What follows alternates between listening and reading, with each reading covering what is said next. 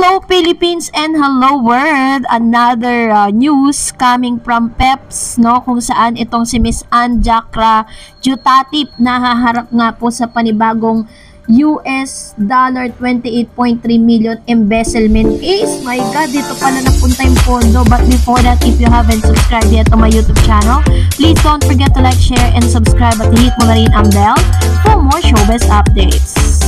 Samut-saring mga balita na nga ang nagkakalat ngayon magmula po na nagkaroon ng malaking kontrobersya ang 2023 prestigious pageant Miss Universe at nasangkot at umingay po ang pangalan ni Miss Ann Jacra Jutatip dahil po sa mga anomalyang nangyayari dito po sa pageant na ito.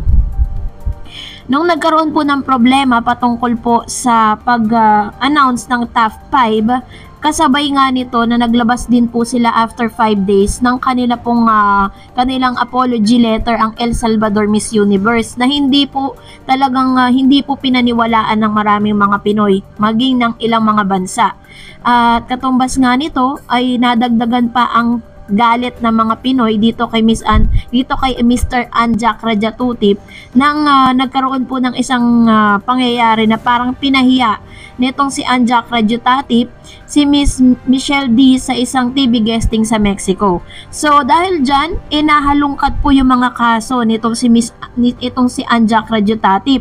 Una po sabi dyan, Miss Universe owner Jacra Jutatip na baon sa utang na bankrupt nga ba ang kumpanya ng JKN Global Company?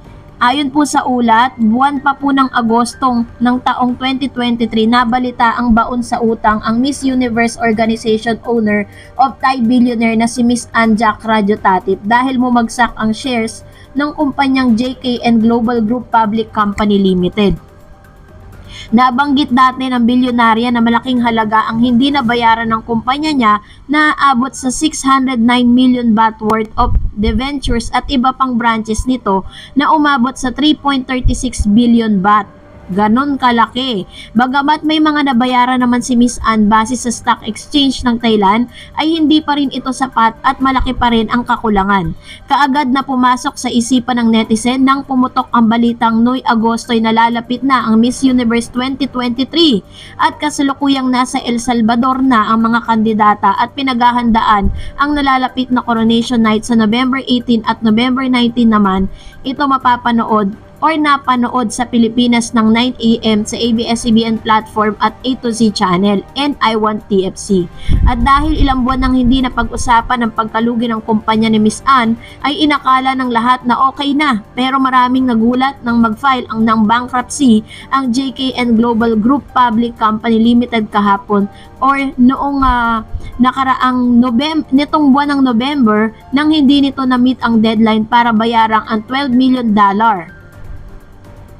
Kaya nababahala ang lahat at nag-aabang na ano nga ba ang magiging mangyayari. So dahil po dito, eto na, no, nabalitaan po natin at naglabas na po ng kanilang statement ang US. Ito po, si Ann Jacra Jutatip ay nahaharap sa panibagong $28.3 million embezzlement case. And for you to understand what is embezzlement case para po sa kaunawaan nating lahat. Po sa Google, ang embezzlement is the fraudulent taking of personal property by someone to whom it was entrusted. It is most often associated with misappropriation of money. Embezzlement can occur regardless of whether the defendant keeps the personal property or transfer it to a third party. Which means yung case po na ito pong embezzlement case is parang ginamit po yung pondo ng isang company na para sa kanyang personal na kumbaga is yung pondo na yun ginamit niya para sa personal niya na hindi naman talaga sa kanya, or pwede rin na embezzlement case is yung pondo ng isang company ay itina-transfer mo for the other third party. Yun po yung isa sa mga nakikita po nating dahilan kung bakit ngayon ay talagang pinagbabayad po itong si Miss Ann or si Ann Jacra Jutatip ng panibagong $28.3 million case. According po sa ilang news, kasalukuyang ginaganap nitong Biyernes ng umaga, November 25, 2023 sa Emerald Hotel sa Ratchada Pisek, Bangkok, Thailand ang press conference ng Total Communication Social Media Group tungkol sa bagong kasong isasampa nila laban kay Ann Jack Radiotatip ng JKN Global Group. Si Ann ay may-ari ng Miss Universe Organization. Personal na tumawag ang cabinet file sa Emerald Hotel, kinumpirma ng front desk officer na aming nakausap na may function room na nakareserba para sa TSG, kaya tuloy na tuloy ang media conference na kanilang ipinatawag. Hindi matapos-tapos ang problema ni Jack Radiotatip sa pananalapi mula nang aminin niyang sumailalim sa debt rehabilitation ang kanyang kumpanya.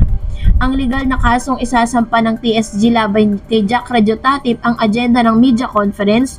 Unang nagdemanda ang TSG noong September 25, 2023 dahil umano maling impormasyon ang kinalaman ang Miss Universe Organization at ang JKN Global Group sa cryptocurrency na may pangalang Miss Universe Coin. Oh my God!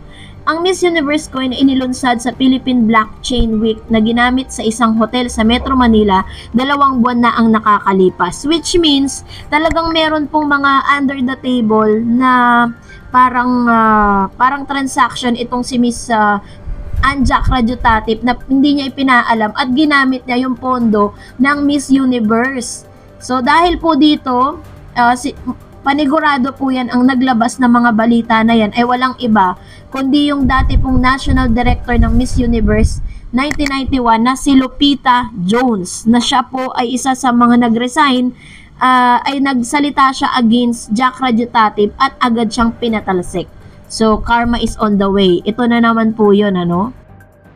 Diyan, magbabasa tayo ng ilan sa mga talak ninyo, no, patungkol po dito sa ating pong last update kung saan mukhang may magpapasko sa kulungan.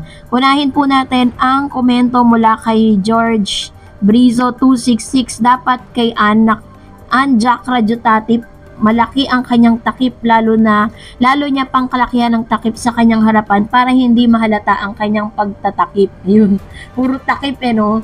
Kasi talagang munti-unti na pong sumisingaw yung mga pinagagagawa nitong si Ann Jack Radiotatip. Kasi ibig sabihin lang yun, na mismanage niya kung paano niya patatakbuhin yung negosyong ito, 'di ba? At napag-alaman pa na may nilalabas siyang pera na ginagamit niya for personal consumption. Sabi ni X yan, maghihirap ngayon si Akla, yan ang napapala sa pagiging madaya. May kasabihan nga na ang naghangad ng kagitna isang salop ang nawala.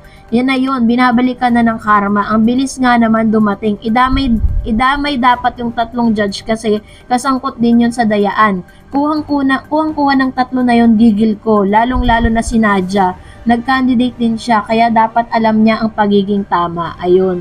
Alam naman natin kung sino po yung nag-manipulate ng buong pageant na yan. At alam natin, hindi nila pinayagan ang isang Pinoy hurado na pumunta doon dahil may gagawin silang mekos-mekos dyan. Sabi ni Brensan, kasi ang Ann na yan, di naman alam kung paano maging isang tunay na babae dahil pinanganak siyang lalaki at lumaki siyang lalaki na biglang naging babae. I feel so pity for Michelle but so proud of her. True. Diba? Biruin po ninyo. This is gonna be the first time, very historical, na sa Miss Universe, isinama po ang isang transgender. Diba? Parang, parang medyo off lang tayo doon. Kasi kaya nga Miss Universe which means, tama nga sinabi ni Miss Gloria na may kanya-kanyang pageant po. Kung gusto nila magkaroon ng sariling pageant, dapat exclusively for them. Sabi ni Celso Shing, si transgender Akla Yutakip ay kailangan makasuhan at makulong sa pagtatakip ng katotohanan, anomalya at kababalaghang ginawa sa Miss Universe pageant. Ayan na nga po, no? Misingaw na po lahat, no, ng mga lahat ng mga baho, mga pinagagawa nilang hindi maganda, mga anomalya, kababalaghan. 'Di ba? Katulad po na sinabi ko kanina, hindi po 'yan malulugi, yung kumpanya na 'yan kung na-manage niya po ng tama. Tingnan niyo naman, 'di ba? Sobrang ibang-iba na po talaga yung itsura nitong si Jack Radiotative sa kakapabago ng itsura niya. Kasi sa Thailand, usong-uso po talaga yan eh. Sabi ni Elizabeth Macabebe, MMD is God's instrument para mabulgar ang anomalya sa loob ng Miss Universe.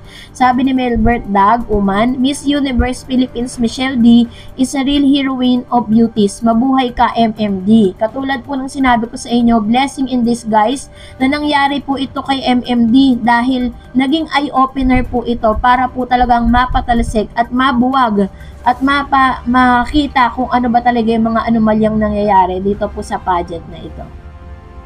Well, kung nagustuhan mo ang video na ito, huwag mo kalimutang mag-like, mag-share, at mag-subscribe, at i-follow mo na rin ang aking Facebook page, DarEdsTV. And also, I have my TikTok account, which is DarEdsTV. Pwede nyo rin po akong i-follow doon. Thank you for watching, guys. God bless everyone!